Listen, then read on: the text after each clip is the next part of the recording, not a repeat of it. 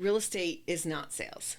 I am not selling anybody anything. I am helping a consumer either get their property sold so they can move on or whatever, or I'm helping a buyer identify the property and then procure it, right? Mm-hmm.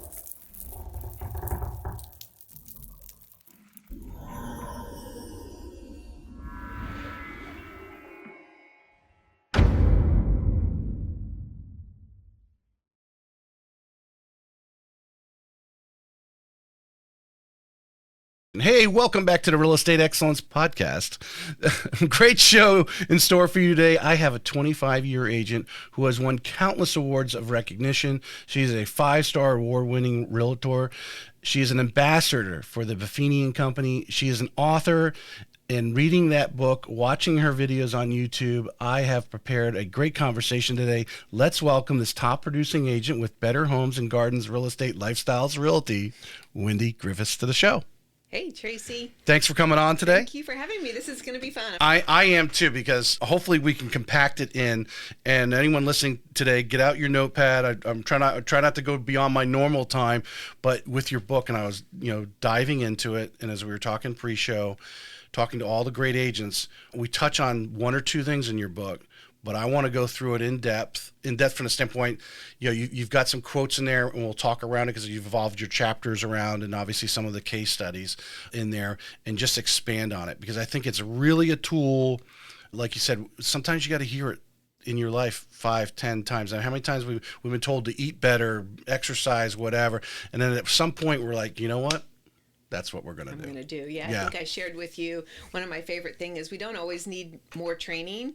We just need to be reminded. And that's been my journey, right? Mm-hmm. Like, I've taken training and taken little pieces here and there. And then I'm like, oh, yeah, that's what I'm supposed to be doing. And then I add a little bit more and a little bit more. Yeah. So we finally make that step and take that journey. So you've been on other podcasts. So I think a lot of people, if they've follow you, I don't want to spend too much in the pre-real estate because there's so much in your real estate career that I want to dig into. But you went to Bishop Kenny. I did. So I've been a local here since 77. Okay. Seen a lot of change. Met my husband while I was in college at UNF. Okay. And ironically, we were just doing some statistics, and in 1993, when we met, Jacksonville had 635,000 people.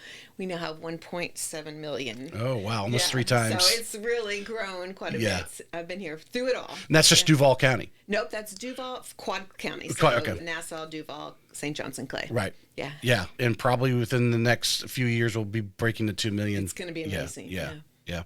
Going to UNF, though. Yes. Real estate probably wasn't. Even though did they even offer real estate? Because that's actually a major, right? It is at UNF? Now. So, go back in the late 80s, early 90s, and love math. So I was going to be a math teacher. That was actually my dream. And then I realized I went down that route, too. Yeah. And then I'm like, okay, math teachers don't make quite as much as I want to. You're kind of capped there. Right. And so I kind of floundered a little bit trying to figure out, okay, well, what do I do? Because I got a degree in statistics with business. And, that has some applications, but it was kind of tough. And so anyway, I kind of floundered a little bit, had several jobs, just trying to figure out my path, started doing project management, which I excelled at and quickly moved up the ladder. But then Y2K hit in 2000, and everybody was losing their tech jobs, including me. And I had just bought my first house. So I was 29 years old, newly-ish married. And I loved my realtor. Like, I think I drove her crazy. Like, after every showing, we'd stand out in the driveway and talk for 20 minutes and then go to the next house, right? Yeah. So I remember calling her and saying, hey, I just lost my job. It was January of 2000. Can you make it? What was going on? I'm trying to remember. I don't understand Y2K, but why were they cutting the tech jobs? So the biggest thing is there was a huge ramp up to 2000 to get all the computers. Well, you had the dot-com boom going in the 90s. So the company I worked for, over a course of a few years, got bought, and then eventually they're gone. They were just the services they were offering weren't valuable. Longer needed. Yeah. And I would say that company closed its doors within 3 months of me getting let go in January. Mm-hmm. And I remember what was crazy about that is I took it very personally. Like, what could I have done differently? Right. And what I learned during those times is you can't take it personally, right? Like, at the end of the day, that's just the reality. So anyway, long story short is I called my realtor and said, hey, can I make any money in that real estate thing? I need to replace the salary. And she said, come on in, the water's warm, and it was a small little mom and daughter brokerage. And to this day, I'm so grateful for that opportunity that they gave me because, new agents, that's really tough, right? Like, okay, what do I do now? And I was really lucky. The broker, she mentored me in the beginning. So that was, it was a nice way to get started. Did you have any inclination that it could come what it's become today for you? Great question. Back when the Northeast Florida Association of Realtors had an office South Side, they were selling bricks. And I want to say this might have been 2006. So I'm like a 5-6 year, I'm still getting my momentum going. And I bought a brick and I wrote the word possibilities on it. So not so much, nobody has a vision of where they're going to be in 25 years. I mean, you can, but I just knew in my heart that there was possibility for growth that I didn't feel like I had anywhere else in corporate America. So, yeah. So talk about, because I think it's important, especially for anyone, well, and it's not necessarily new. We use the term new, but to me, for you, it sounds like the first 5 or 6 and having, listened to you talk to others and so forth, that first 5 or 6 weren't, stellar years, where you just exploded. You kind of trudged your way into the, through the business initially. So there's a lot of agents I think are in that category. Either that or they're out. Yeah. Right. Because, obviously we know many of them don't renew the first 2 years. Everybody thinks it's so easy and so glamorous. Yeah. Right? And they're like, you gotta work. But and we're going to talk about grit a little later on, but you had the grit to stay in it. And there was something, what was your kind of like your carrot? There's like, I can do this. Yeah. I can do this. Because 5 or 6 years go by, most people would have been like, well, I'm seeing her there. She's, only been doing it 2 years and she's tripling my business. Yeah. I can't, she's good, I'm not type of attitude. I appreciate that. And so it's, it's always a journey, right? And it's always great to look back on your journey and go, oh yeah, that makes sense. I connected those dots. While you're going through it, you may not be seeing the dots, right? So my first year, I think I sold like 6 houses, right? I didn't know what the heck I was doing.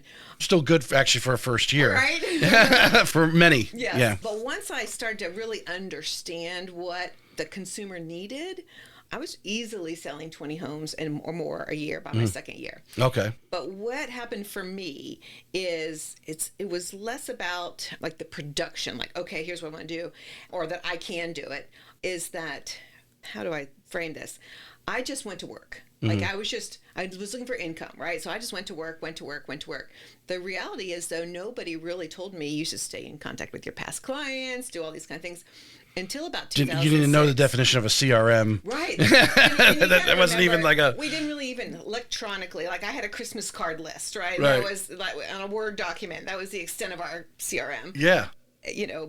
So you have to date yourself a little bit. That technology has changed quite a bit, but I think it's just helped us be better servers, for our consumers, keeping up with everything. But I just felt like I just needed to work, and I just kept showing up. I think one of the things that a newer agent struggles with is where do they get their information and what do they do every day? What does that look like? And I just went to work, and so didn't even really think about it. And I was really lucky because a lot of my clients did refer me in my early career, and I didn't know there was a difference between working by referral versus like they want to teach you on calling expireds and for sale by owners, and I did not want to do any of that. So it was either relationships or I'm out. One of the things you bring up in the book, there's a section in there, salesy. You talk about that. Yeah. And when you just said that, that you didn't even really think about, or no one ever said, hey, you should stay, because you didn't grow up with a sales mindset. You were wanting to be a math teacher, and then you were project coordinator, doing those types of things. And now you go into a sales world, which is a totally different thing. A good friend of mine, we were at a dinner with some people, and he said, the disconnect between IT and sales is so huge because IT has all these, things that they can do, but they don't know what the salespeople need to do. There's this disconnect. Yeah. So you make this leap into sales, and it's like, oh, I didn't realize that. Oh, my technology guys could be keeping track of all these people for me and all that kind of disconnect. And obviously it's so important today, a company that has sales, that their back office understands what the salespeople need, the ammunition they need out on the street to do their job. Well, it's interesting because I did not want to be in sales, like at all. And I remember thinking that real estate is not sales. That's how I framed it in my head. I am not selling anybody anything. I am helping a consumer either get their property sold so they can move on or whatever, or I'm helping a buyer identify the property and then procure it, right? Mm-hmm. And there's a lot of steps that go along in that, but really, and that's why I had that uncomfortable feeling of like, I don't want to be considered a pushy salesperson. So I really dove all in on being a professional, like trying to be the most professional that I could possibly be to differentiate myself from being a salesperson, which is how the consumer perceived real estate. You know, we're down there with, because you're thrown under that category. We are, right? But I mean, you could talk, and now let me back up and say this: there probably are people that go into this with, you know, they bring the listing paperwork and sign here, and they do those hard sale tactics. And I never wanted to do anything like that, so it worked out great that I didn't have to. Yeah. And I think that the consumer resonated with that in my early career because they're like, she's good at what she does, and she cares about me.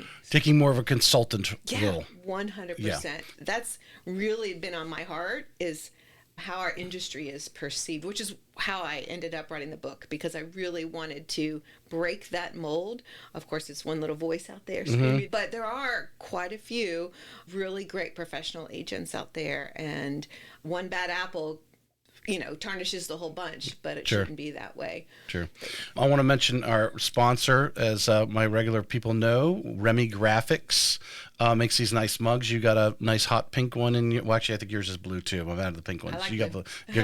Remy Graphics makes these great mugs for us, puts the logo on there. She's local. We'll make one-offs for you. So if you want to personalize it, John and Sally, welcome to Jacksonville, whatever, she will do that. She has many other laser engraved glyphs products.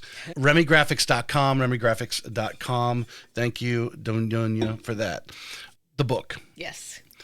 So what I'm hearing is, like many of us, we've been to all these trainings.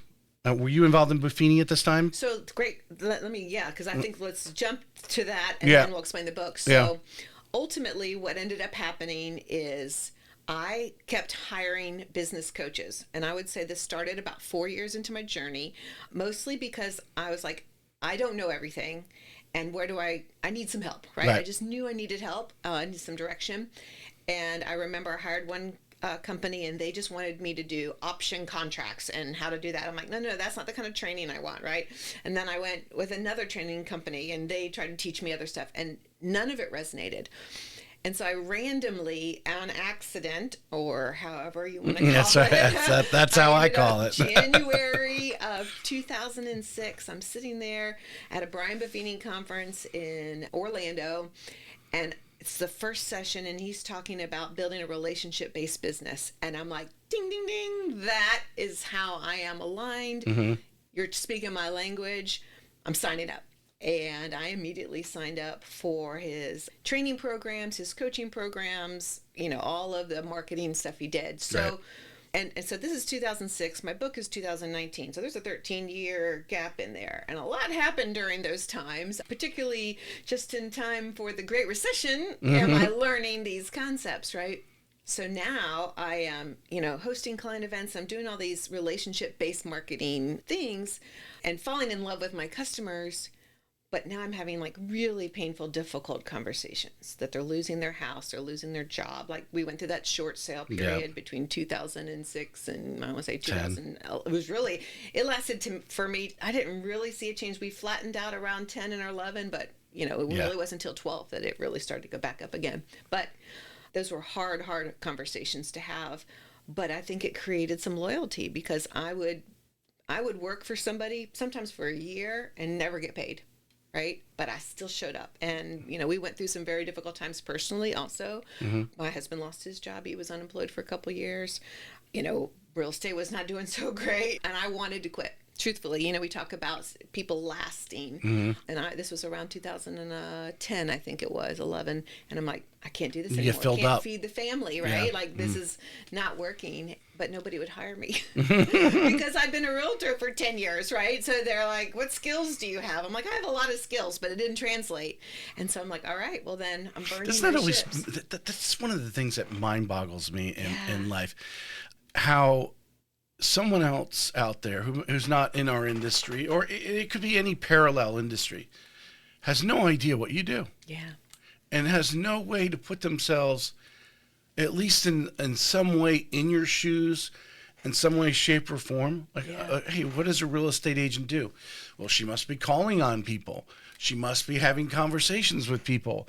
Now, today, with the internet, you're seeing all the social media showing what real estate agents, the podcast here, agents talking about what they're doing. And so people are actually getting real life. But the fact that you could go through life as an individual and not realize that what the person next to you is doing on a daily basis, at least in some sort of 30,000 foot level, what their day is like. Yeah. Yeah. Well, it's interesting because I did have somebody approach me to follow me video camera day in the life of a realtor. And I'm like, it would not be that interesting of a show because all you're going to do is see me on my phone, texting, talking, emailing. Like, that's the majority being of a my therapist. Day. Right. You know? and then I might show a house or two a couple times a week, or I might meet with a seller a couple times a week. But, you know, what you see on TV in the Instagram world is not necessarily the reality of what we're doing. Yeah. And so, because of course it's always the highlight reel.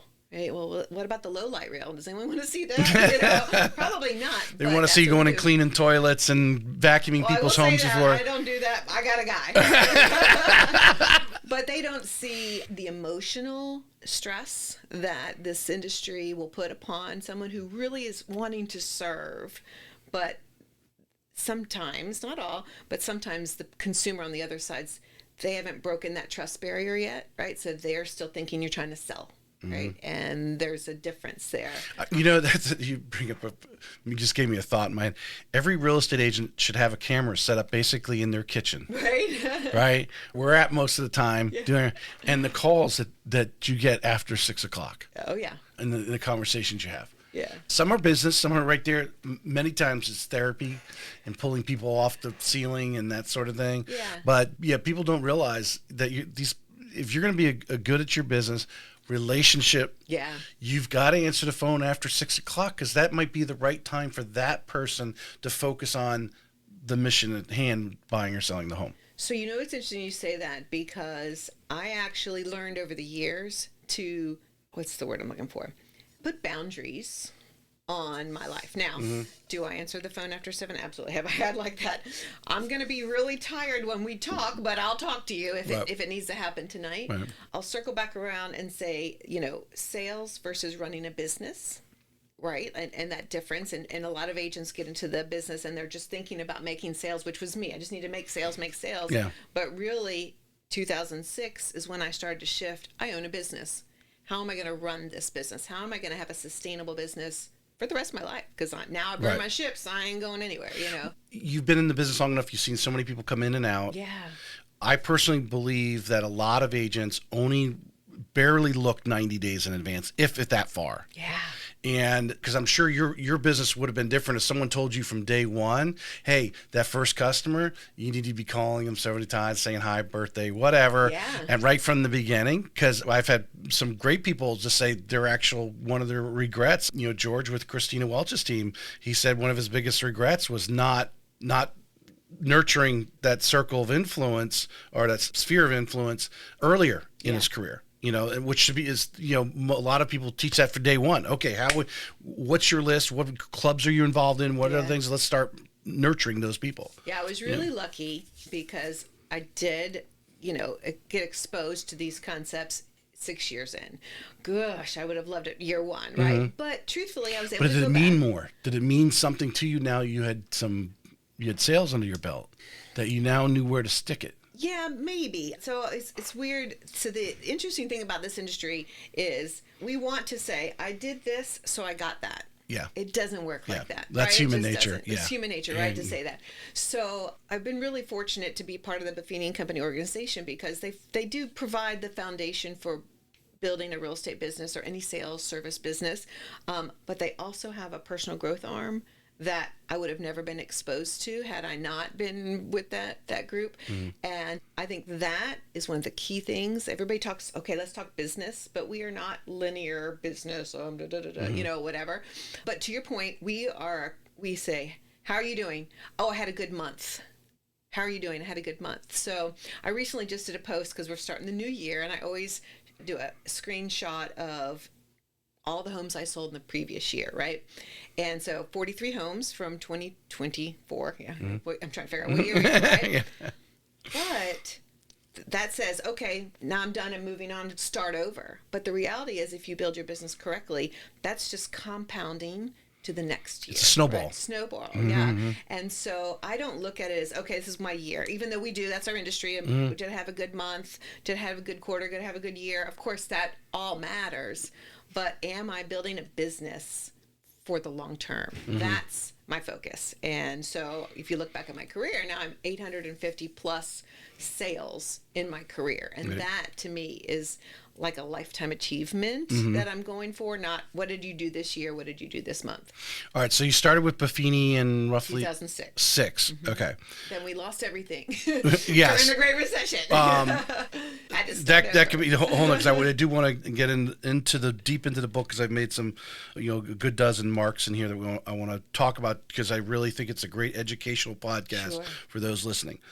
But you've been listening to Buffini for a dozen years at this point, doing his stuff, which I assume you're getting results because you stayed with him, right? Absolutely. You're getting something there.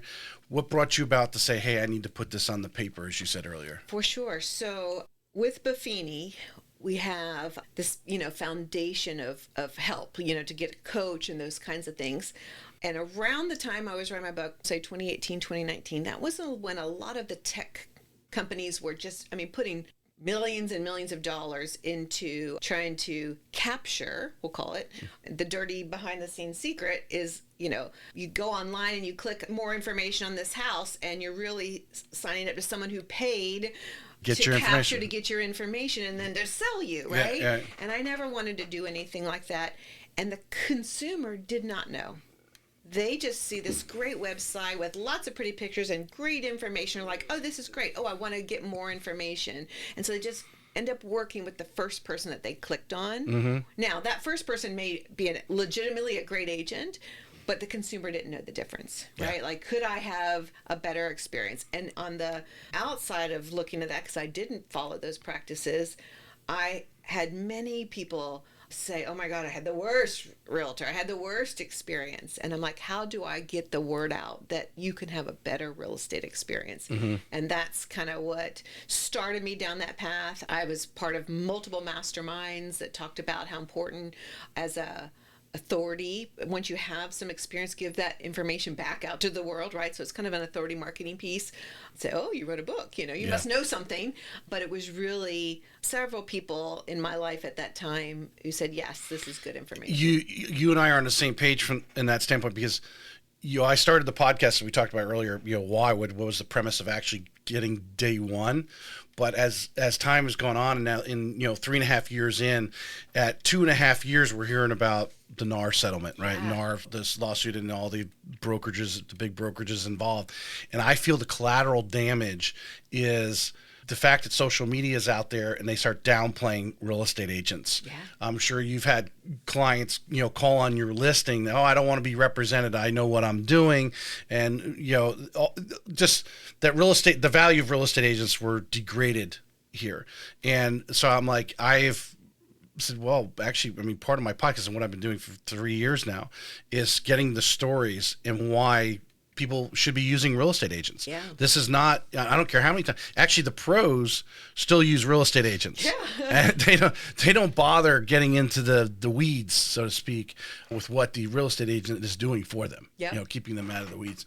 So what the value in putting that out there, and I think agents need to be more transparent for the betterment of the industry, right, to say, hey, this is what we're doing. This is, from a financial side, on the loan officer side, yeah, we pull some people out of the deep weeds too. Yeah. Unfortunately, we might get too personal that we don't, want to share someone's personal information per se, or, mention that someone might know that person, talk about how bad their credit was, how messed up their finances are. They may make a lot of money. That doesn't mean their stuff is in order. Well, and it's interesting you would say that, because the first chapter of my book, and Brian Buffini always says it's first for a reason, right? Mm-hmm. Talks about emotional intelligence.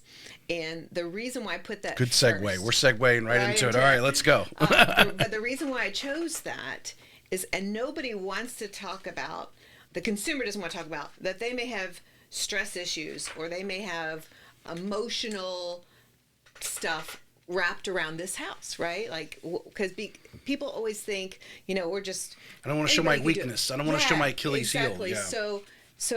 But buying and selling real estate is a very emotional process, whether you are the seller. And my two favorite examples is, you get a seller who gets their home inspection report that a buyer just did on their house, and they take that very personally. Mm-hmm. But it's just a third-party objective view of, yes, there's a leak, and yes, there's a crack, but because people they live in these homes, and as it's almost like a child, right? Right. That then they are insulted that they got this report, right? And then on the flip side, you get a buyer who does this inspection, and they're like, oh my gosh, there's a crack in the wall, and they get over-emotional over something generally fairly mild, right? And so I think the value of a real estate agent is to put some... let's calm through this and perspective and find a solution. How many times when you think about all the different things that we do in life and we decide to do, it could be going to a movie. Yeah. We ask other people what they thought about the movie before we even go see the movie to validate our reason to go to the movie. Right. Yeah. Yeah. And I think that's where the real estate agent comes in.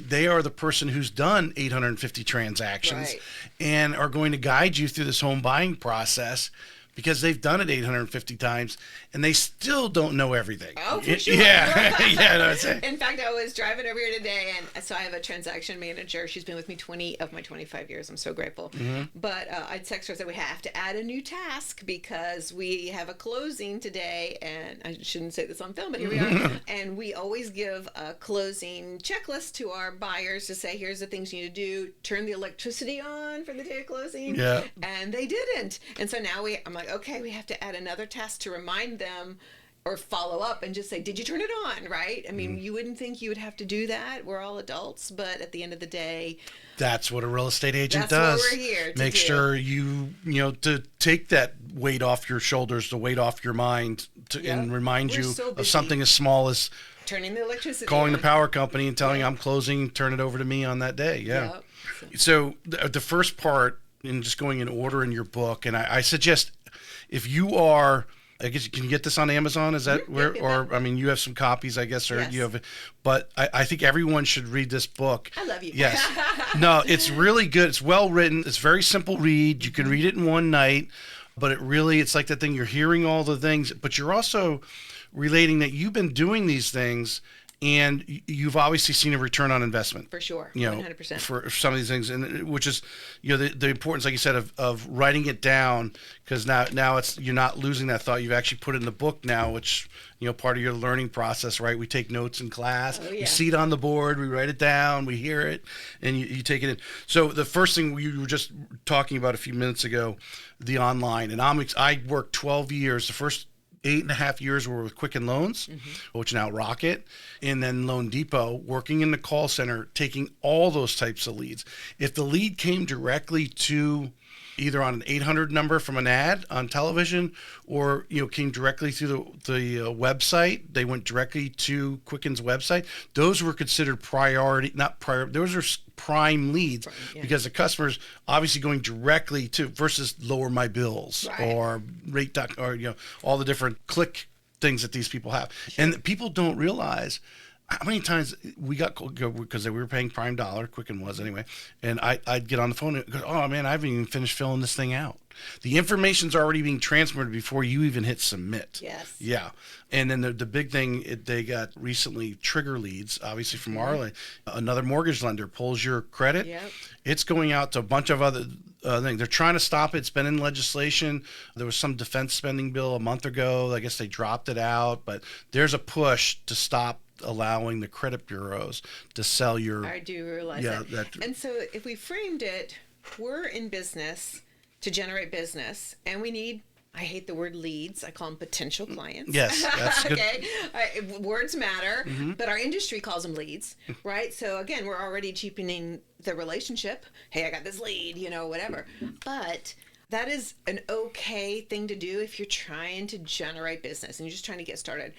Back when I first started, we didn't have online because it was that didn't exist. So I did open houses, right? Just to get my name and get myself out there where the consumers are. So I understand that desire for the leads, but I don't think the consumer really understands that when they're clicking, they're being watched. And maybe they do. I think we're actually coming into a time period now where people are starting to realize, oh yeah, maybe that's not the best way to go about it. And I personally, as much as that NAR lawsuit was like, are you kidding me? I'm actually a little bit grateful for it because I think it brought to light that our industry had gotten away from some of the professionalism. Right. And I think I want to use the term lazy. Just got a little lazy. Well, and it's really easy to click on a thing. I want to see this house, and I'll just use that agent. I don't know if that agent's good or not, but it doesn't matter. And if that agent flubs up the deal, you don't know any better. You don't know any better. Exactly. And so that's really where that came into. Yeah. So what do you say? Because I think there's a lot that, we know there's some brokerages that's, working off those online leads is how their business model is. Right. There's others, but I think would probably be the majority of agents, I would guess, have your they want the relationship business model. They want to live off referrals where literally, each week they're getting a call from somebody. Hey, Sally referred me. She bought a house from you, whatever. Right. Type of thing. I mean, that's like the ideal. That's the, when I first got out of school, I actually went into car sales. And the story was about the old guy who sat at his desk all the time in the dealership, and people just came to him. He didn't even get out of his off his chair. And business kept coming because he had been in it so many years. So many people knew him, and everybody wanted to buy a car from him. So and I heard, I think you interviewed Kim Knapp. She's one of my favorite people on the planet, and she said this early in my career. So I grabbed this, and it was, in your business, you can be a hunter or a farmer. Sometimes you're gonna have to hunt. Yeah, I need to get out there and get business. I need to eat tonight. But if you are taking this as a career, right, then let's be a farmer. Let's plant those seeds. Let's till the soil, water, fertilize, give it sunlight, whatever. It's a little bit of a slower process, but then over time it just compounds and compounds and compounds. Yeah. So the question that I wanted off of that is, you got I'm sure you've mentored new agents before, or you're I'm sure over at Better Homes. Doing it. Yeah, they have you come in and speak to them anyway. How do you help them get started? Because farming is great. If you've got really super fertile soil, you may be able to produce crops pretty quickly. Others, their soil is not so, maybe they're very young and don't have, whatever it is. Yeah. They just moved here from out of state, don't know anyone here locally, that kind of thing. To keep them in that mindset, even though they may still have to actually go out and hunt and bring back a carcass today. So I think the biggest thing on something like that is to know that, I think, and I made this mistake too, just so you know, I go get my real estate license February of 2000, and I'm like, I'm here to sell a house, right? I'm ready to go. And then I'm like, I started serving people. I'm like, oh, I'm not getting paid. Oh, dear, and 6 houses a year is not going to pay the bills. So I actually had to go back to corporate America for about 6 months to have some money so that I could build my business. And what I learned from that is people think I'm going to get in, I'm going to start making money. And it doesn't happen. Yes, right? The excitement of it all. But the reality is you have to think this is a long-term game. And the reason why most agents don't last more than about a year or two is because they don't know that it's a compounding system over time. And you have to be social. You have to get out there and meet people. You can't do it all online. You have to join networking groups. And I know that open houses are one of those, like, I don't want to do open houses. They don't work. That's what I've heard, right? But I think that's your best chance of getting to where the consumer is. Buyers are coming through, or they're not, right?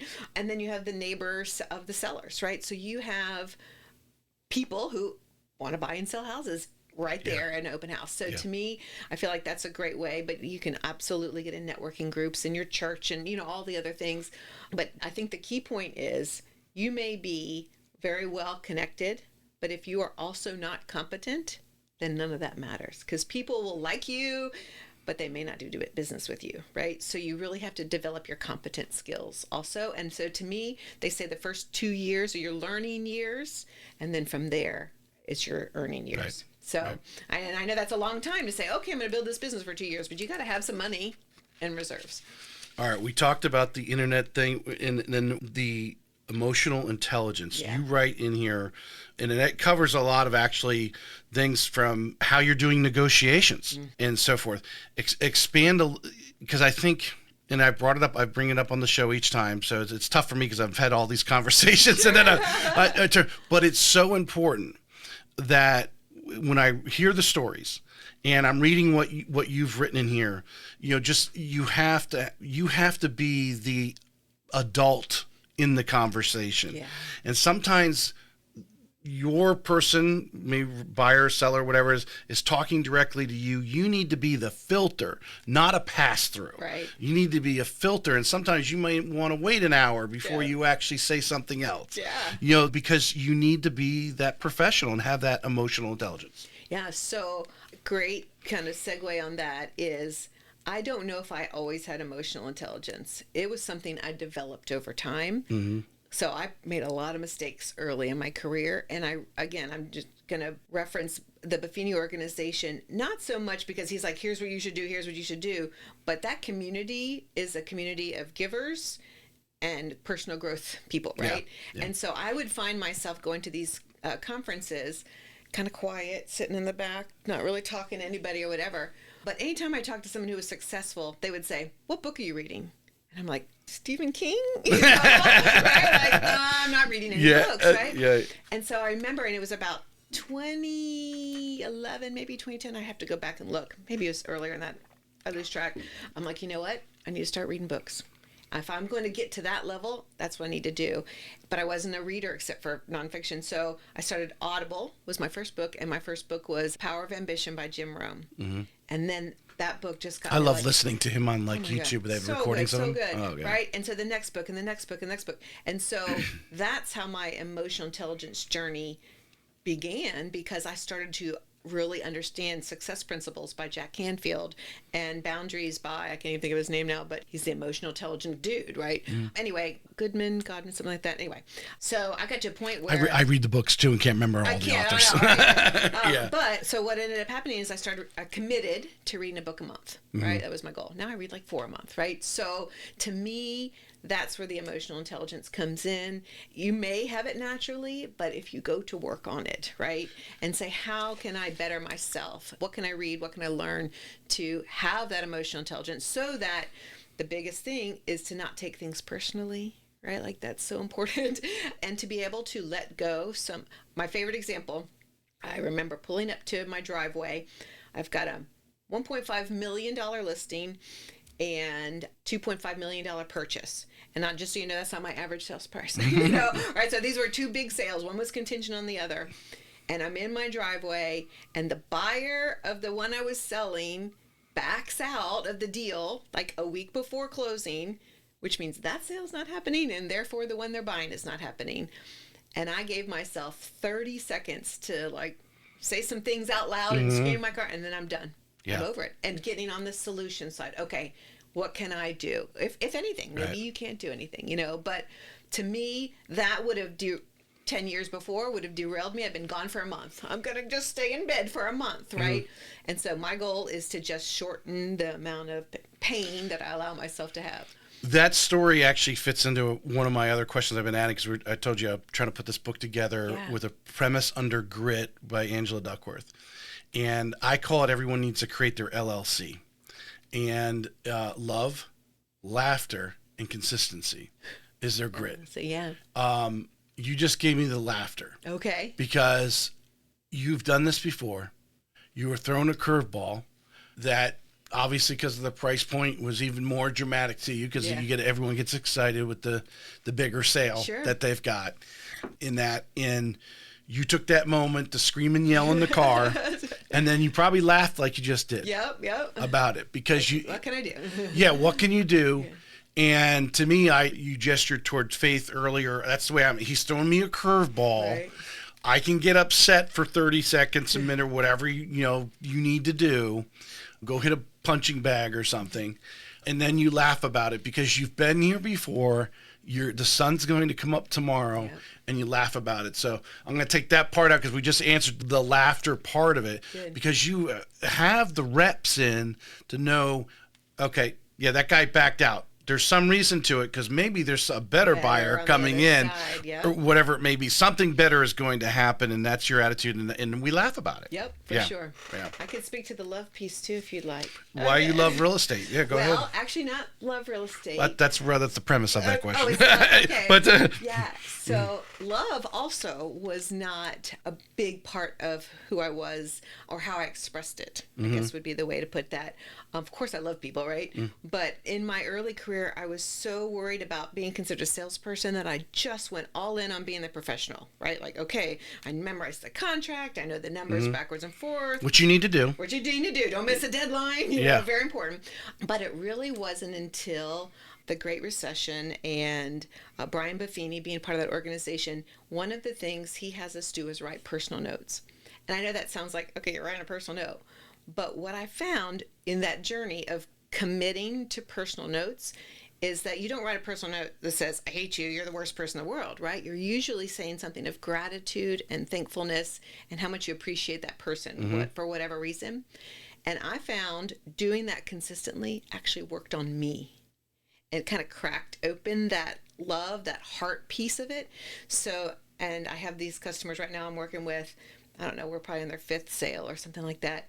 And it doesn't matter what happens in my day. When I go to see them, I'm so happy because they love me. I love them. We just have this wonderful love.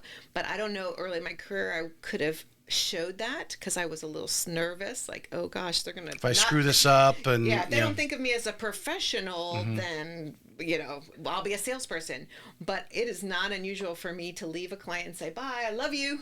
Right, and walk away. Well, we talked about the imposter syndrome. Am I good enough? Yeah. Type of thing. And if you're doing the things that we're talking. Yeah, you need to know the contract. You need to know you're doing all the things right, and you've shown yourself doing it. A half a dozen transactions already.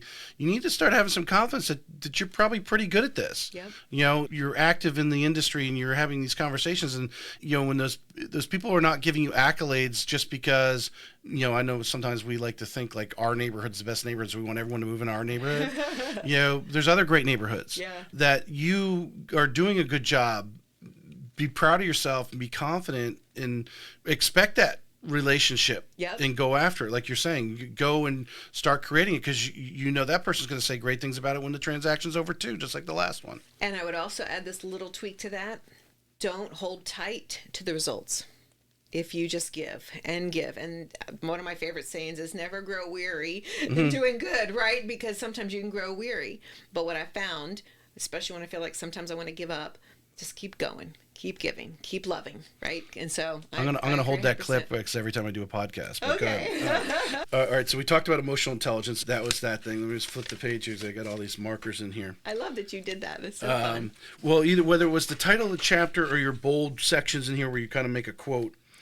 And some of this is, if I want to use common sense or anything, but I think it's stuff that I want to hear you kind of expand on. And this one here, whatever chapter this is here, you're talking about spending the time, which I think goes into the buyer-broker agreement now. Agents, for the most part, they might have been meeting, but they weren't going in depth like they are. And I'm finding agents tell me they're making more money now on deals than they were prior to the buyer-broker agreement because they are sitting down and really explaining their value. And you talk about just consult with the client and give advice and guidance and the best possible solution because you're taking the time now to actually talk about your value. Now you got to listen to them and what their challenge, what is it they want, need, and all that kind of things. They're actually spending the time to actually then spit out an intelligent plan. This is what we're going to do, or this is why I'm going to show you this house because, that kind of thing. But, tell us were you doing buyer broker agreements before? And how are you doing differently now? Yeah, great question. So my buyer journey is an interesting one because I remember early in my career saying, I love this so much I would do it for free. And I really did. I meant that. It was easy because I did a lot of new construction. You put a deal together. it closed, you got paid, right? Like there was not that drama in the middle. And so again, back to Brian Buffini, he's always taught to do a buyer consultation. And so I developed a consultation package, and I've been using that one, gosh, since 2007. So, and every year, like at one point I had a piece of paper about buying short sales and foreclosures, right? And there was a whole document in that we would talk through because that was an option. Now I took that piece of paper out because we're not seeing that anymore, right? But I would always encourage my buyers to meet me at the office and let's just spend an hour together going over what I call a strategy session. Like, okay, what are your goals? Here's our process. How do we put those together? So yeah, I've always believed in, not always, since Buffini, to do a buyer's consultation. So the buyer broker agreement, I will tell you, I went through some post-traumatic recession disorder when the last couple of years have been a little harder, right? And I thought, oh gosh, we're going to lose it again, and I had to do some work on that. But I will say I was fearful when the lawsuit came. Actually, the first emotion was I was angry because I took it very personally. They're like realtors, they're all colluding and whatever it is that the lawsuit was about. And I had always been and still am the type of agent that if a buyer needs my help or a seller needs my help, I don't think about the money. I'm like, okay, let's go to work. Let's help these people. The money will follow, right? And because of this lawsuit, now I have to look at the money. And I never did. I never really cared like what the percentage was or whatever. I'm just like, that's you weren't getting zero, but I wasn't getting zero. I might have cared if there was a big zero, but I would say this. You just browse over it, say that's good. We're getting this deal done, and move on. Actually, there would be many times where, not many, occasionally would come up where a client would find a house that wasn't listed, so it didn't have a compensation, and I would contact the seller and see if they would be willing to compensate, and they said no, and so I would go back to my buyer and say, I'll still help you for free. And I did. I called it my pro bono work, right? You're putting good energy out there. But now I have to look at it and explain it. But to your point, I believe that this is the Did you ever do any of the pro bono work? Oh, I do. I do pro bono work all the time, still to this day. Because the buyer broker agreement now actually, inserts that situation to go back. Because I imagine now you're thinking, okay, they don't have money to compensate me, so you tell them, hey, okay, to make this happen, they don't want to pay me, so we need to offer a little bit more to, so they can pay. Right. Your side. That conversation now, I imagine, evolved for those who weren't thinking through it before the buyer broker. So I'm going to change the language just a little bit about that, because when we say pay me, that's actually not what's happening. The seller is reimbursing the buyer for their cost. If that makes sense. The buyer does have to pay me, so yes, that is a true statement. Yeah, they're taking a higher loan amount. The seller, I've been using the words, I'm not saying what is the buyer compensating me.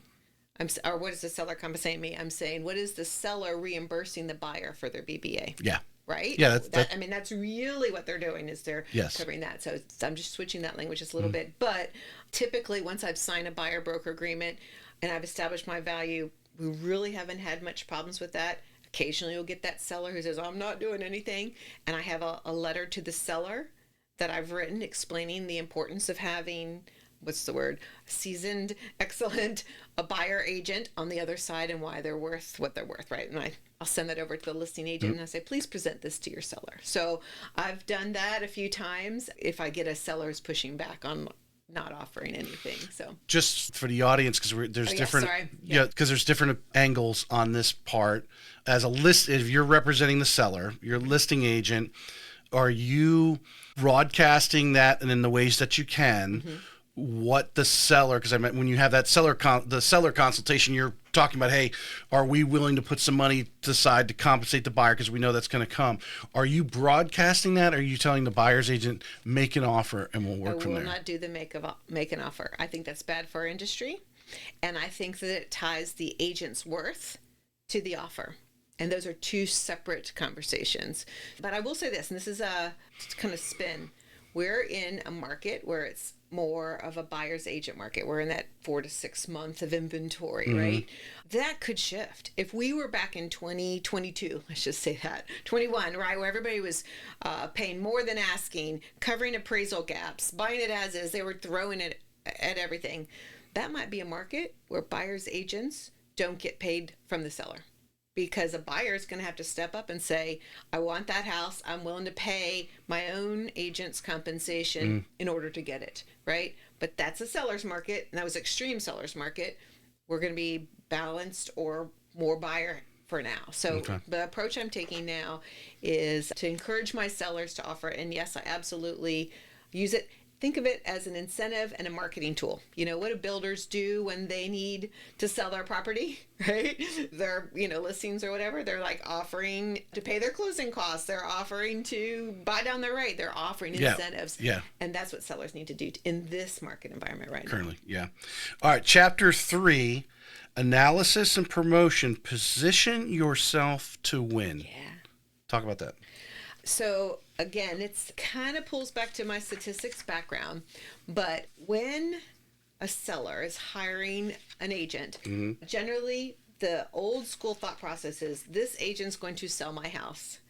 But the reality is that's a smaller likelihood. Like if you really look at all the sales happen because of the internet and the availability of people to look online, most of the time, a lot of time the buyers find the house before the agent even knows about it, right? Now, I know in 21 and 22, I sold a lot of my own listings to my own buyers because, Beautiful thing. Right, it was good because it was low inventory. And so when a house that I knew about was listed, I could find and you had a buyer waiting in line for those, Exactly. So, but in general, it's probably less than 1% of agents that find the actual buyer. Now, when you get into like high-end, $20 million properties and stuff, that's a different dynamic, right? But I'm just talking about the everyday agent and the everyday buyer and seller.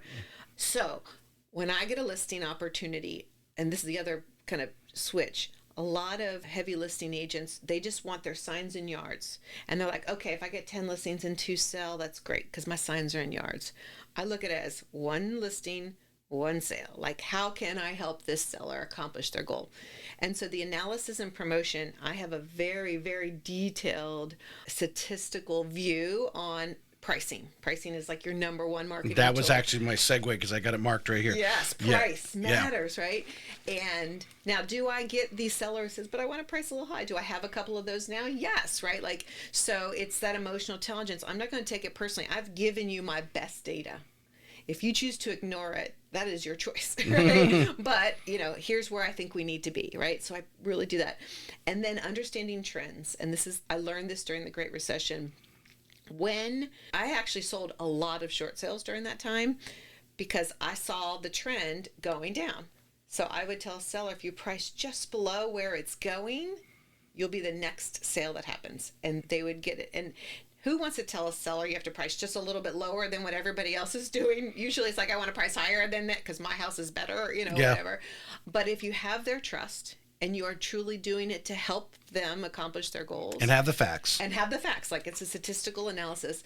Then you just figure out where to position yourself, right? So when I say position, it could be a little lower. Or if the market is like it was in 21 and 22, I'm like, we could probably push this up 50 grand. I don't know, let's play with that a little bit. Well, so. you use the phrase elephant in the room. Yes. And having that intelligent conversation using your emotional intelligence. Yeah.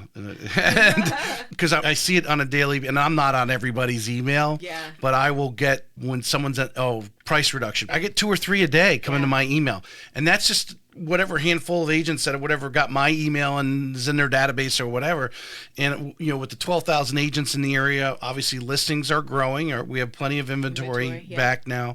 It's happening all over the place. Price reduction. And I mean, of those, if we looked at the last 90 days of everyone who did a price reduction, you would say that 90% of them probably didn't price the home correctly up front.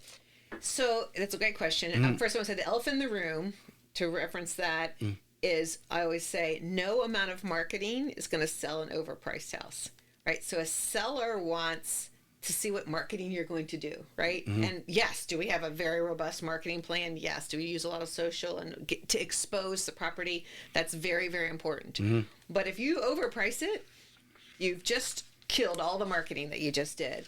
And so, back to your question, at the end of the day, I'm trying to help a seller be the next sale that's going to happen. And when you do have a lot of inventory, you've got to compete. But price is a range. So I'm talking very statistic. It's a science and a little bit of art, right?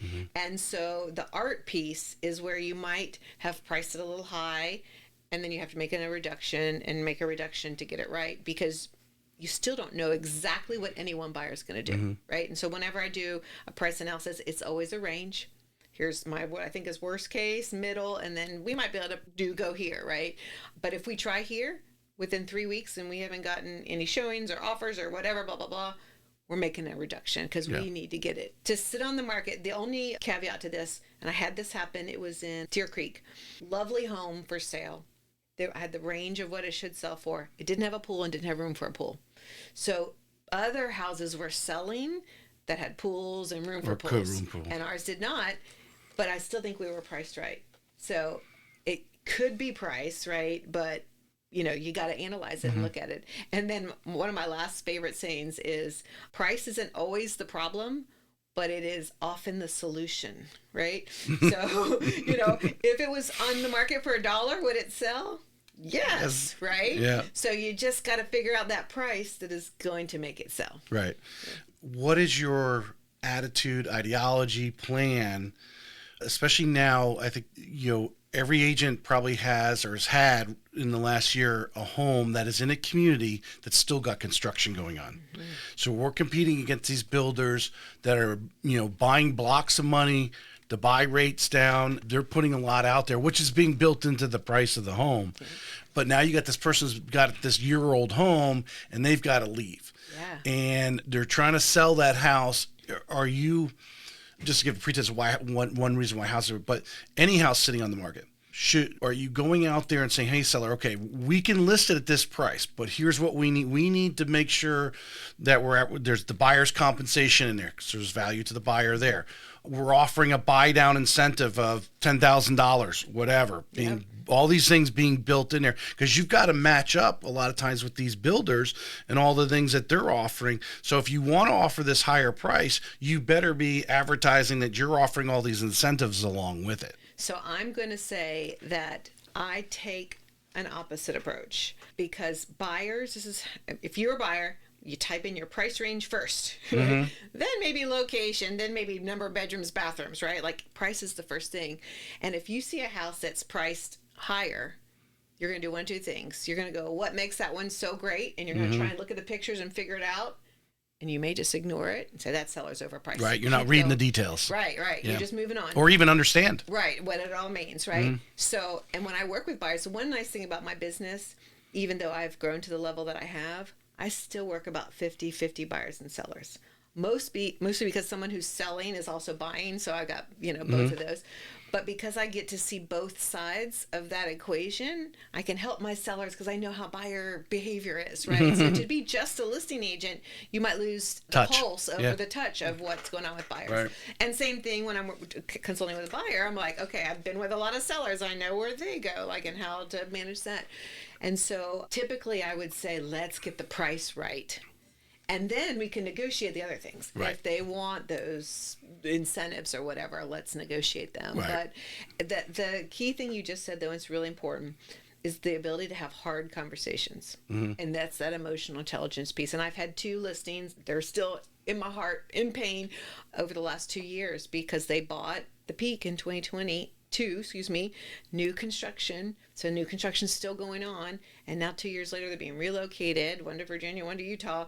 And their house is worth less than what they paid for it at the peak of the market. And because of what the builder's doing. Because of what the builders are doing. Yeah. And they're just incentivizing. And so those have been difficult, painful, long-term things. And I think as a listing agent, you have to not take it personally, but also give as best advice you can. I think you agree with what I'm going to say. If you're newer to the industry, but you still already know more than the buyer enlister that you're likely working with. Right. 99% of the time. They don't know more than you do, and don't let them think they do. Right. Just because they've bought and sold some home and you're only 25 years old. But if you sold a dozen homes already, you've already been through a lot more than they have. Because you've seen the inside, the back office, so to speak. That the tough conversation maybe early on you've got to practice it, because maybe you don't have the confidence that you have the credibility yet. Right. You do have the knowledge, and to sit down with a senior person in the office like yourself and say, I need to have this hard conversation with my buyer. Will you role play with me? Yep. And practice that. So when you go in, you can have that conversation and feel confident about it. And it's your confidence that's going to sell the solution. That, and I would always say, know this: 5 stages of grief: denial, anger, frustration, disappointment, and acceptance. So if you're having a conversation with somebody who thinks this, but you know it to be this, they're still in denial, right? And it is our job to gently and gracefully help them get through disappointment and frustration to acceptance, right? Like, that's ultimately our goal. And sometimes I can do that in a weekend. Someone's like, okay, we're going to do this, and nothing happens. We're like, all right, I'm ready now, listen. Sometimes it takes 6 months, right, to get through those stages of grief. And I speak in terms of grief because we're in a tough market right now, and so you have to have those harder conversations. Obviously, when things were going great for sellers, right, in the heyday, then the grief was with the buyers, right? Am I ever going to get a house? This is my 4th Or how many offer. deals that, right, 20 offers in and they're not getting one I'm accepted. just going to quit, All right, so don't be in denial. Let's get through this frustration. We'll get you to the acceptance. Yeah, we all know a few of those that went back to renting or whatever. Yeah. Well, that segues into the next in chapter 4, negotiating with expertise, no drama. Yeah. That's my favorite. So save the drama for your mama. So with negotiation, and I've studied a lot on negotiation, taken Chris Voss, he's an excellent negotiator, taken his course. I'm actually Is that the FBI, the master class or whatever? So is that right? He's so good. And actually he has, Brian Buffini is doing a 3-hour Zoom webinar with him next Thursday. And wow. Again, I'm like... Yeah, share me that link or share me that whatever that ad, and I can put it out and make sure everyone on the... But I say that because it's, again, just like emotional intelligence. You may be an okay negotiator, but our culture generally isn't. When you go to buy some milk, you pay whatever the asking price is, right? And you're checking out, right? We're not a culture of, hey, will you take $3? We don't have that. And so for most people, that's kind of uncomfortable, right, to have that. And so you said earlier about, being that buffer, right? Like, drives me crazy when I see an agent and they just send me blah, blah, blah, whatever, right? There's a lot of drama associated with that, or ego, which I didn't really talk about in my book, but we've got ego and drama. And so knowing like, okay, how do I approach this person, and understanding their negotiation style. Brian Buffini does a lot of training on the different types of negotiators, recognizing what their type is, recognizing my type, recognizing what the listing agent's type is. You can kind of get a sense of where you need to do that. But I would say if there was one skill that an agent could work on, it would be their negotiation skills. Because we're just not used to that. So. Well, in understanding the cultural differences that you're talking about, we have a lot of our Indian friends here, and they are hagglers. They're going to work you. Yep. And you got to understand at some point you have to say no. Right. Yeah. He who can walk away first wins. There's another little, That's in the book. Drop, right, That's exactly. It is. I'm just going to read what I had marked this, but ultimately, professional real estate agents should use a balance of assertiveness and cooperation when helping clients approach a negotiation of their real estate transaction. Yes. So there's 2 types of personalities. You've got the motivator, and then you've got the facilitator, right? So a motivator is someone who can come in and be like, okay, this is what we should do. And that type, right? I'm wired that way. Like, this is my advice. But then you have the facilitator type personality, and believe it or not, our population is more facilitator heavy than it is motivator heavy, who wants to give options and let the client choose, right? There's nothing wrong with that, but the client came to us for advice, right? So if you're like, here's your options, what would you like to do as we move forward, right? Here's my advice. Here's what I recommend. And so sometimes if you're the facilitator personality, you've got to work on being a little more motivator. If you're more motivator, you actually have to work on tapping that down a little bit, because sometimes that could come across too pushy or like, don't tell me what to do, whatever. So with all the sales training, because I've been in sales pretty much my entire life, you'll give them an A or B option. There very rarely should be a C option. It should be, but you want to premise that question, do you want A or B, by your facts, your knowledge, what they're hiring you. Yep.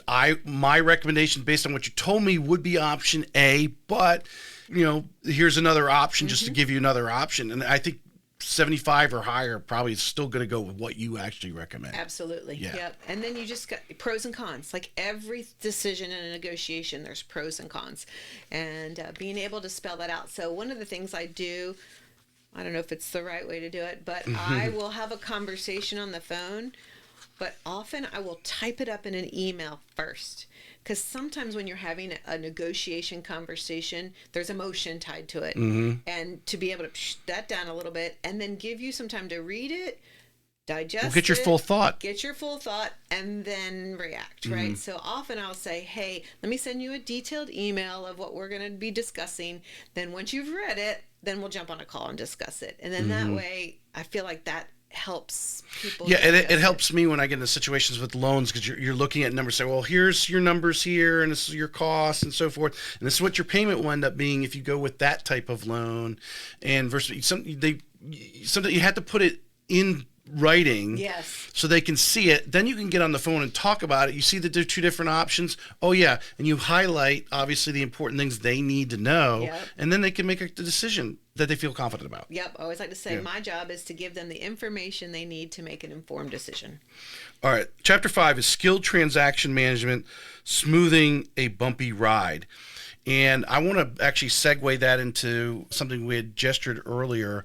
You built your team, and I heard you on one of the other shows talking about, you got I think it is a transaction coordinator to help you leave it, because I think that's kind of part of smoothing out the ride. Sure. If you're going to do a number of transactions, and then still live a life, you've got all these things going on. You need that assistant. So talk a little bit, and this is kind of outside the book, because we're talking now just real estate business for agents that are there or will eventually be there, where they're just so busy they've got to start leveraging other people to help them so that they can keep moving forward. You're not just stuck with, I can only go this far every year. At what point did you come to that decision, and what were some of the decisions that you made, and the options that there's probably more options today than of where they could go first than when you had, but how your whole thought process and what it's done to your business and how you've been able to grow. Obviously you're paying a little bit to that other person, but it's grown your financial, because you're able to do more transactions. So there's a great book called E-Myth Revisited. I don't know if you're familiar with it. Yep. I don't know how I got that in my hands early in my career. I want to say by 2004, within, it was 20 years ago. Because my girl's been with me for 20 years.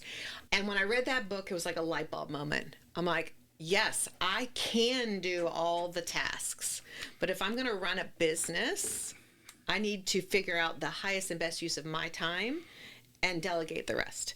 And so I remember... And the other thing I'll say about hiring a transaction coordinator is you can hire someone who has their own business, and they're helping many agents. Right. I call them pay for play. Right. Yeah. And I think that is a good first step because a lot of times, this is my journey anyway, no one can do it as good as me, right? Actually, they do it better. So that's the reality, is when you find someone who is actually really good at transaction management, and they can sit behind a desk all day and make sure that all the paperwork is exactly right. If you're in sales, most likely that's not your highest skill, is all the admin type work or whatever. So I remember hiring her, but because I hired my own person and I did have a company for a while, right? But I'm like, I really want to customize my process with my clients, and this other transaction manager has their own process, right? Yep. So I think as a stepping stone, that's a good place to kind of be comfortable letting some of the details, let someone else. You want to know what their job is too. You want to see what they're actually doing. You might tweak it to your personality, but if you've never been a transaction coordinator, you don't even know where to start writing the instructions. Yeah. Well, that year I remember she would come to my house, and I would teach her everything. She'd write notes. We'd create operations manuals. We did everything. So I guess what I would say is, if you hire your own person, one, it takes time. So no agent's like, I don't have time. Right. No, that's why you need a transaction coordinator. But the second is that you will get better at your systems because you're teaching them to someone else. Right? Like, here's how I do this, and here's how I do that. And they're like, oh, maybe we should do this a little differently. Oh, wait, I skipped a step there. Hold on a second. We need to do this first. Yeah, exactly. Yeah. So I found it actually made me a better agent having a transaction manager. But the biggest thing, to your point, it gave me bandwidth to sell more homes, right? So I was like at a plateau and I just kept hitting this like wall. I couldn't do more than 20, 25. And I was like, I'm out of time. And I think it was, I can't remember what year it was, but January is one of those kickoff, everybody's like, all right, I'm ready to buy a house. And I couldn't serve everybody because I just did not have the time. And that's when I knew I needed to hire someone because I was missing out on opportunities. So that was my first hire. And then what I found as my business grew, and it's a compounding business, so you could literally. So you have someone on payroll now for you. Yes. Right. They're not through. I mean, they're not with Better Homes. That's part of their greater team. They yours. Work just for me. Yeah. So initially, when I first started, I hired somebody. She was in North Carolina or something like that, and that worked okay, right? But I really wanted my own person. She's been with me for 20 years. But about 10, 11 years ago, so she basically helped me get from 20 deals to 30, where I could handle 30 fairly well. But then when I found out when you're doing about 30, 35 deals a year, then you are out a lot, right? And you're not behind a desk. And so I'll be showing a house. They want to make an offer, but I'm not going to be back to my desk until 7 p.m. And then, doing it at night. So I hired an operations manager who sits behind the desk, and that's her whole job, is to be like my at-a-desk person while I'm running around. And she helped me be able to scale from about 30 to about 40, 45 deals a year. Because now I've got someone typing up the paperwork. Because typing paperwork, as long as I tell them what needs to be in the blanks, they can type it, right? Yeah. I've got someone who can pull listing. Now, are they licensed? No license. Okay. These are all staff. So I really followed the E-Methods Visited, right? I took that very seriously. Like, I'm trying to hire off the low dollar person or the lower cost, my hourly rate versus what that work should be done, right? And so transaction coordinator, operations manager, not need to be licensed. But then I found, okay, now I'm starting to do 50 deals a year, 60 deals a year. Now I can't be everywhere, right? And so that's when I got a license. I'm getting licensed help, meaning they're helping, like showing agent, opening doors is really the biggest one, but even getting my lockbox and sign, or meeting an appraiser, or sitting at a home inspection for 3 hours. So I don't need to be doing all of those things. Right. And so I have a licensed person I have multiple licensed people. And what I've done in my business, because of where I am in my career, it's kind of a trade. I will mentor, right? If you'll help me, right? So for free, I'm not trying to coach you. I don't have a coaching business, right? Brian Buffini does that way better than I ever would, right? But in trade, I'll give you everything I have. Here's all my buyer consultations. Here's my seller consultations. Here's the email that I write. Well, the systems that you've evolved over 25 years, and you're still tweaking them all the time, making them better. And I think that's where that new agent, to be able to come in and apprentice under you, because that's really what they're doing. I've talked about this with other agents, because there's such a low bar to get in, pass a test, you have a license. Okay, now you can. Now what? They can sell a house for the same amount of money that you can. Yep. You're not getting paid by how many CE credits you have or anything. Although you need to take some to keep your license. There's some of these people have all these, because they enjoy being educated and confident and stuff, that they have all these endorsements, I guess you call them. But they don't get paid anymore. Yeah. It's just part of your business. But where I'm going to go with that, because I had to throw that I do what Trump does. I throw the, what is it? He calls it, I forget what he calls it. We're talking about on Joe Rogan. Oh. He goes out and he brings the story back. But you're talking about licensed help, trading, and the apprentice. Well, just to get in if you want to get in this business right now, and I think my last question I'm going to end with you is just what should agents be doing, or even new agents be doing right now today with this market? That's going to be my last question. But if you could find someone like yourself who is doing 30, 40, 50 deals or more, that is willing to let you come in as an apprentice, you're not making as much as if you sold a house, but you're going to see many more transactions at a year or two of that apprenticeship. You're going to be spinning off on your own. Yeah. I've helped many agents over the years, and this kind of steps into my leadership journey a little bit, because I did not want to be a salesperson and leadership. I don't need any of that, right? But I have found that as you get more skills, like people come to you, what are you doing? What are you doing? What are you doing? But what I would say is, and I have someone in mind in particular I'm thinking of, she'll say, I'm just doing what you're doing, Wendy. I'm just doing what you're doing, right? I'm not trying to recreate it or do fix something that's not broken. Now, do I do it perfectly? No, definitely not, right? But I have good foundation, and I can get someone jump started. And if they just do the things and then have the faith, right? And she's killing it now, right? Yeah. And I'm just like, I just love when I watch someone do that versus there's some resistance. I want to do it my way. Which, of course, absolutely do it your way. We all are different. Do you find they do that because they're uncomfortable? Like, for instance, there's some people who can go into an office, as we know, there's some brokerages, that's what they go in and, from 9 to 11 or whatever, they're making all these phone calls. Right. That's their structure. Those people like doing that. They're struck for whatever reason. They like doing that. There's others, obviously, that despise that part of it. So there's something that you're doing that they don't feel comfortable doing. So they want to recreate something else to replace it that's theirs and they're comfortable doing. That and, again, I'm just look back at my journey. For example, one of Brian Buffini's things, he says, host a client party, right? And I didn't want to host a client party. I'm like, no one's going to come. I'm like, I'm so nervous. But that's what he said you need to do to keep those relationships, right? And so I remember out of just faith, all right, I'm going to do it, right? And so then I'm like, okay, people did come. I'll do it again. And I'll do it again. And I'll do it again. And more people. Exactly. Yep. But let's say you don't want to do client parties, right? Or you're very uncomfortable with that, stepping on your own comfort zone. So one of the things I've noticed with agents is I'm like, well, what if we could do it in community, right? Like, okay, you don't want to do your own client party, but what if there were 2 other agents with you and all 3 of you did them or something like that, right? Same thing with business mixers, same things with a lot of the tenants that you can be doing. But some people are just so uncomfortable, and it's the 80-20 rule, right? Like at the end of That's the day. in the book too. Yes, it is. Like you can get a license, you can do okay in the business, but if you really want to make it a career, get in that 20%, top 20. Yep. This has been a great episode. Good. This has been jam-packed. I think you ought to put this on your website.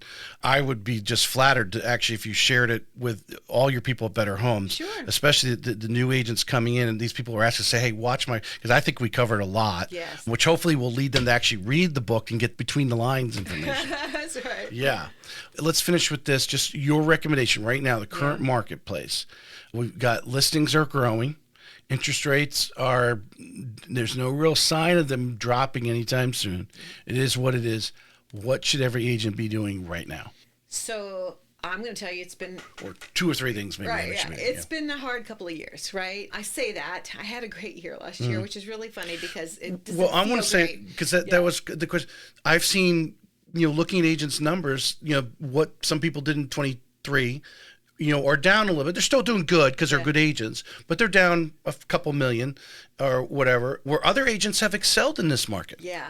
And so I think that it's all back to mindset again, because 2023 was a tough year for me because my mindset got off. That lawsuit, everything was just like, oh my God, what's going to happen? Yeah, just really, and, they put the brakes on interest rates, right, or whatever. And so, like, it just, it happened very fast, and it was scary, especially when you don't have reserves or income. And luckily I've been in the Buffini system long enough to work through all that. But to answer your question specifically, the mantra that I have been saying is go deeper, go deeper, go deeper. And what I mean by that is, when the market's going well, you can stay at a high level and be successful, right? But when it gets you got the current and the wind behind you, you can swim fast or fly fast. Yeah. So what I'm doing is for 2025 is to look at my client list and say, who are my very best advocates? Who are they, right? Make a list. Remember them all the time. Now, I always do remember them, but I also have 850 past clients, right? Yeah. So I have to really go deeper with the ones who I know. A little extra love. Yeah, that I know are out there fighting for me. Like, even if it doesn't turn into a deal, because that's the reality, no matter how hard we try, we can't create demand, right? That's not our job. Our job is to facilitate the demand. But we can put ourselves in opportunity that when this market shifts, and it will, we're going to be the one, right? And that's the way I looked at during the Great Recession. I didn't do it purposefully. Now I look back, I'm like, that's how this happened. Be more intentful. I just kept showing up, wanting to quit. It was the hardest thing I could do during those times, to show up. I just want to stay in bed.